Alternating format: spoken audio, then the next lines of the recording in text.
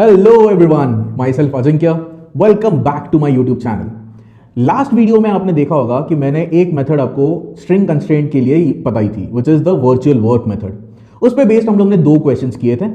इस वीडियो में हम लोग उस पे बेस्ड और क्वेश्चंस करेंगे, थोड़े से और कॉम्प्लिकेटेड, थोड़े से और पेचीदे और थोड़े से difficult looking questions. We will solve them in 2 steps.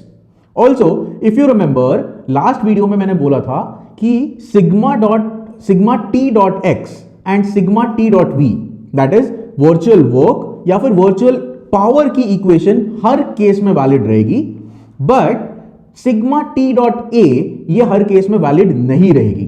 तो आज मैं एक क्वेश्चन वैसा लेने वाला हूं जहां पे sigma T dot V valid है but sigma T dot A valid नहीं है, और वो क्यों नहीं है, कब वैलिड नहीं होता है, ये भी मैं आपको बताऊंगा।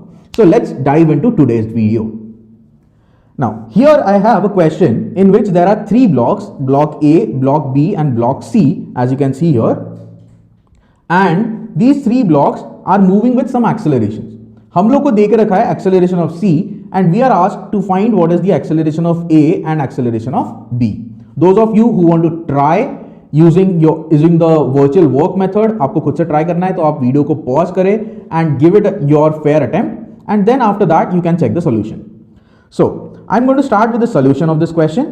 Now, here it is given that block C is moving with acceleration AC downwards.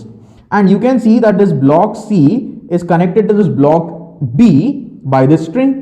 Now, हम लोगों को पता है कि भैया string का length तो change नहीं होता है, तो इसका मतलब ये होगा जितने acceleration से C move करेगा उतने ही acceleration से B को भी move करना पड़ेगा। अब यहां पे आपको दिख रहा है B जो ब्लॉक है वो C को इस स्ट्रिंग से डायरेक्टली कनेक्टेड है, इसीलिए हम लोग बोल देंगे सीधा सीधा कि acceleration of B is equal to acceleration of C। ये हम लोग को दे के रखा है, ठीक है, एक्सेलरेशन ऑफ C हम लोग को दे के रखा है, तो ऑब्वियसली B का एक्सेलरेशन C के एक्सेलरेशन के बराबर हो गया है, उसके इतना ही आएगा। Alright, now we will talk about acceleration of A। उसके लिए मुझे टेंशंस देखने पड़ेंगे।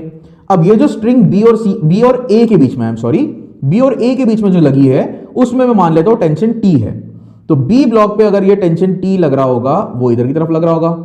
आपको यहां पे दिख रहा है यहां से और यहां से 2 टेंशन आ रहे होंगे, तो टोटल टेंशन B पे जो लग रहा है वो लग रहा है 3T in the backward direction. Similarly block A पे मैं देखूंगा तो यहां पे T, यहां पे एक और T, ये एक और ये एक। So total tension acting on block A is 4T towards right. Now, first I am going to write the power equation and then I am going to differentiate that to get the accelerations. मैं directly नहीं लिखूंगा यहां पे, ठीक है। मैं मानता हूं कि B की वेलोसिटी VB इस डायरेक्शन में है और A की वेलोसिटी VA इस डायरेक्शन में है, तो पावर इक्वेशन से मुझे समझ में आ रहा है B ब्लॉक पे 3T टेंशन पीछे की तरफ लग रहा है और VB उसकी राइट की तरफ है, तो -3T डॉट VB ये हम लोग को दिख रहा होगा, और T के A के लिए 4T टेंशन राइट की तरफ लग रहा है एंड VA वेलोसिटी उसकी राइट की तरफ है, सो 4T इंटू VA ये टोटल मिला के होना चाहिए 0। This is the virtual power, so I get 4VA must be equal to 3VB। तो ये वेलोसिटीज में रिलेशन आ गया। इसको अगर हम लोग डिफरेंशिएट करते हैं तो हम लोग को डायरेक्टली एक्सेलरेशंस में रिलेशन मिल जाएगा, which is 4 times the acceleration of A is equal to 3 times the acceleration of B. Now we know what is the acceleration of B, which is equal to acceleration of C itself. So 4 times the acceleration of A is 3 times the acceleration of C, या फिर acceleration of A is 3 by 4 times of acceleration of C. So I got the acceleration of A and acceleration of B both. अब यहां पे मैंने पहले power equation लिखी और उसके बाद डिफरेंशिएट करके एक्सेलरेशंस कैलकुलेट किए। इस केस में हम लोग सिग्मा टी डॉट ए लिख सकते थे and it would not have been incorrect, ठीक है, वो सही होता, sigma T dot A equal to 0 इस केस में सही होता। कब गलत होता है, आएगा आएगा आएगा आगे आएगा। नाउ नेक्स्ट क्वेश्चन, और थोड़ा सा डरावना सा क्वेश्चन दिख रहा है, ये क्या सिचुएशन हो रही है, but let's try and understand. यहां पे ये 2 पुलीज जो है वो फिक्स्ड दे के रखी है हम लोग को, ये पुली और ये पुली जो है ये फिक्स्ड दे के रखी है, बाकी जो 2 पुलीज है they are movable. Now here the strings are being pulled, the ends of the strings are being pulled by velocity v naught as shown, and we are asked what is the velocity of this block. Okay, no issues, हम लोग देख लेंगे। ये जो string है ये पूरी ऐसे घूम के यहां तक जा रही है और फिर यहां से ये जो स्ट्रिंग है ये ऐसे आ रही है। तो मैं क्या बोल रहा हूं, इस स्ट्रिंग में का टेंशन मैं टी बोल देता हूं, ठीक है। तो इस पुली पे यहां पे टेंशन टी लग रहा होगा और यहां पे टेंशन टी लग रहा होगा।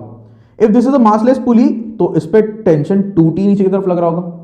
सिमिलरली इस पुली में ये टेंशन 2t ऊपर, ये टेंशन 2t ऊपर, तो ऑब्वियस ही बात है यहां पे टेंशन 4t ऊपर लगेगा इस ब्लॉक पे। इस एंड पे टेंशन t इधर की तरफ एंड इस स्ट्रिंग में tension 2t as we have already seen. Write down the power equation sigma t dot v equal to 0। इस एंड के लिए we can write -2t into we naught. इस एंड के लिए हम लोग लिख सकते हैं -t into we naught and इस एंड के लिए हम लोग लिख सकते हैं +4t into v is equal to 0। यहां से t पूरा हट जाएगा हमारा, तो हम लोग को क्या मिलेगा, 4v is equal to 3v not, या फिर v is essentially 3/4 times of v naught, and that is your answer. So a question which looked so complex on the first glance, उसका हम लोग ने तुरंत एक स्टेप में हम लोग ने रिलेशन निकाल लिया है। Again a very complex looking, very very large question, दिखने में बहुत बड़ा है लेकिन एक स्टेप में आप लोग आंसर कर दोगे। अब यहां पे हम लोग को ए बी सी और डी इनकी वेलोसिटीज की डायरेक्शंस नहीं दिए हुए। So what we are going to do is we are going to assume the directions of motion, and as you know मेरा फेवरेट होता है मैं सबको एक डायरेक्शन ले लेता हूं। अल्टीमेटली कंस्ट्रेंट इक्वेशन तुम्हारा आ जाएगा, उसके अकॉर्डिंग तुम एनएलएम की इक्वेशंस लिखोगे, एंड इफ द वेलोसिटीज और accelerations come out to be positive then the directions assumed are correct. If they come out to be negative just alter the directions, उल्टा कर देना डायरेक्शन को, ठीक है। तो मेरा फेवरेट है भाई, मैं सबकी डायरेक्शन सेम लेने वाला हूं। तो मैं बोल देता हूं ए नीचे जा रहा है वी ए वेलोसिटी से, बी भी नीचे जा रहा है वी बी वेलोसिटी से, सी नीचे जा रहा है वी सी वेलोसिटी से, एंड डी जा रहा है वी डी वेलोसिटी से नीचे की तरफ। अच्छा, अब हम लोग देखते हैं यार टेंशंस के बारे में, तो थोड़ा सा ध्यान देके इसमें टेंशंस लिखने हैं। ऑलराइट, नाउ ये वाली जो स्ट्रिंग है डी से अटैच्ड, वो यहां से घूम के यहां तक ऐसे जा रही है, ठीक है।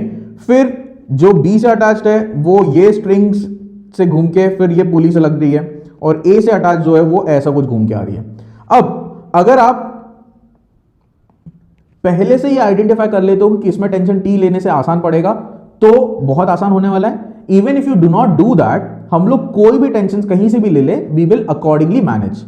हम लोग बोल देते हैं ए ब्लॉक में टेंशन टी है, यहां पे ऐसा लग रहा है, तो यहां पे वापस टेंशन टी हो जाएगा, ये टेंशन टी होगा, तो इस पुली पे यहां पे टेंशन 2t आ जाएगा। Similarly 2t here, 2t here, and here it will be 4t on this pulley। तो मैं अगर ब्लॉक पे लिखना चाहूं तो ब्लॉक पे ये टेंशन 4t ऊपर की तरफ दिखाना पड़ेगा हम लोग को। सो ब्लॉक बी पे टेंशन 4t ऊपर की तरफ। चलो इस पुली में अगेन टेंशन ये 2t आ रहा है, यहां पे टेंशन 2t आ रहा है, so here also tension 2t upwards, 4t इसमें डाउनवर्ड्स आएगा।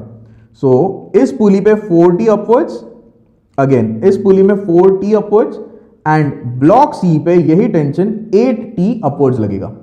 Similarly if you check the tension in this string attached to block D, it will be 4t। Now I know the tensions in all the strings attached to all the blocks, write the equation. I can say -t into V A, -4t into V B, -8t into V C, and -4t into Vd is equal to 0. Get rid of t here and I get a relation which is Va plus 4Vb plus 8Vc plus 4Vd is equal to 0. And this is the constraint relation that I got for such a complex situation. समझ में आ रहा है? ये complex situations virtual work method से बहुत आसानी से solve होती है। So whenever you have such complex situations, try as much as possible, try and use the virtual work method.